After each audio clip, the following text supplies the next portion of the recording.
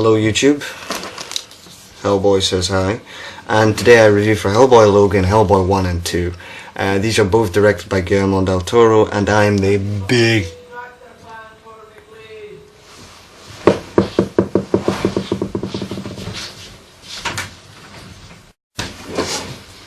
Sorry about that, where were we? Yeah.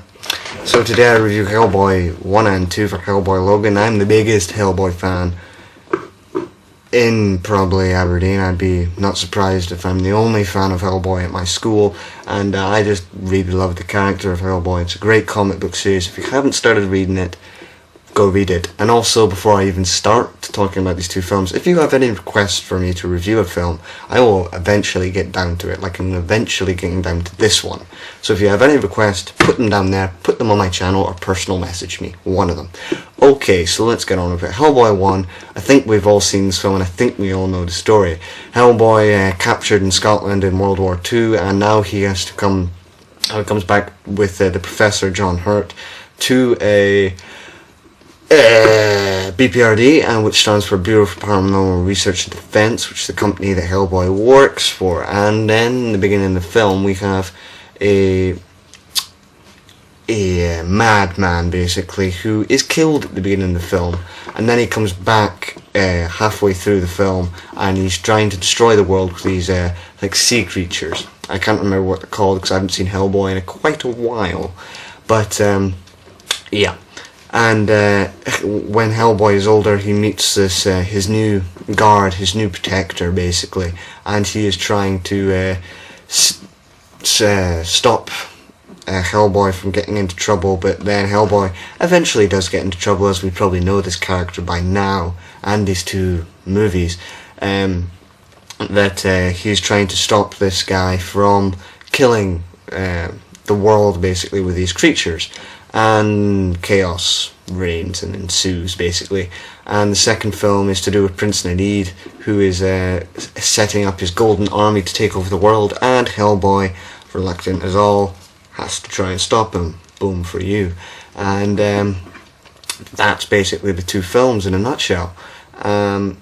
What I really like about these films, especially Hellboy 2, is Guillermo del Toro. It's his perfect project, his perfect mainstream project for people to know who he is, because they're both great fantasies.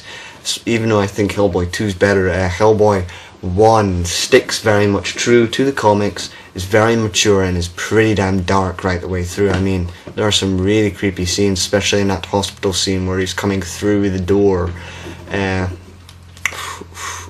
and he's kissing her on the cheek, then she burns on fire. That's just such a creepy scene for me, I think. And I just really like Hellboy 1 as an entertaining movie because mostly of Ron Perlman's presence. If you see him in the film, you probably have seen him in a little bit of parts. If you've seen Blade 2, he was in that, but this is his big role. I mean, Hellboy, he's basically like the reason why I love Wolverine, the character.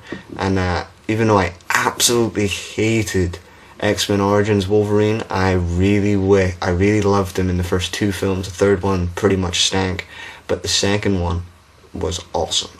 I mean, that's the epitome of any X-Men superhero movie. And he's just like Wolverine, such a downright badass character.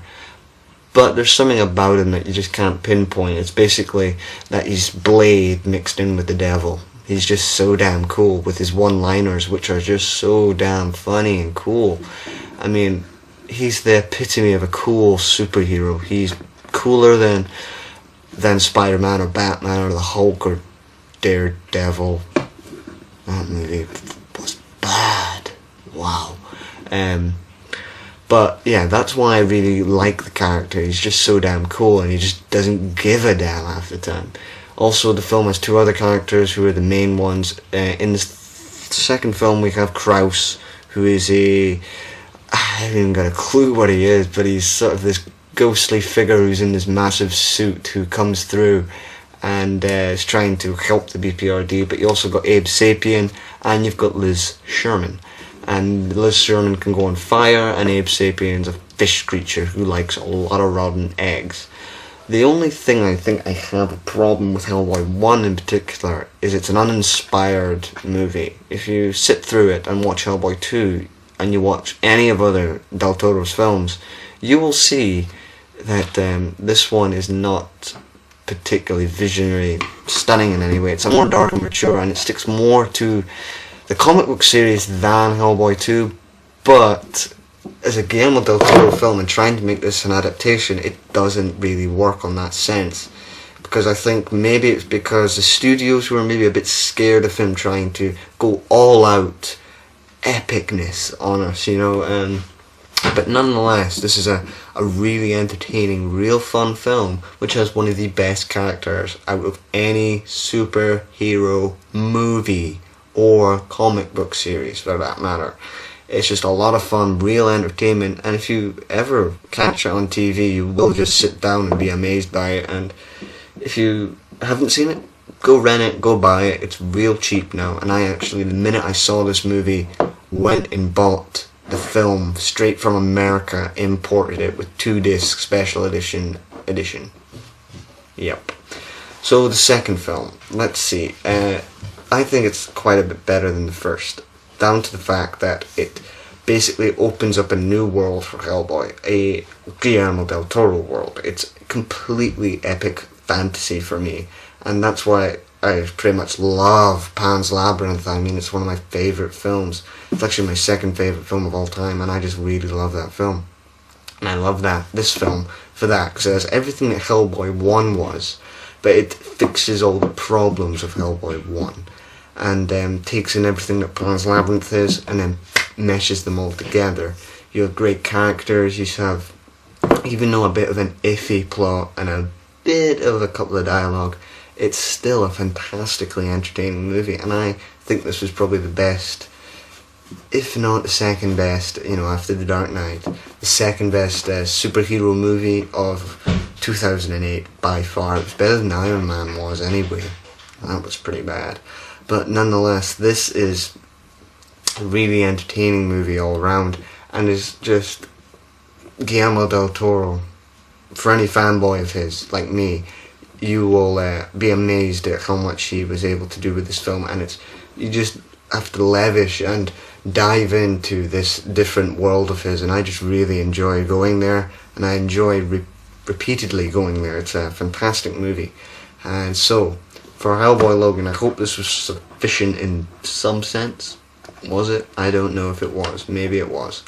But it's a really strong 8 out of 10 for the first film, and a completely awesomeness of 9 out of 10 for Hellboy 2. So for Hellboy Logan, I hope that was good for you. And remember, any request, personal message, comments on this video, subscribe over there, comment down there, rate over there. And yeah, that's about it. So I'll see you next time. If you have any requests, remember, bye.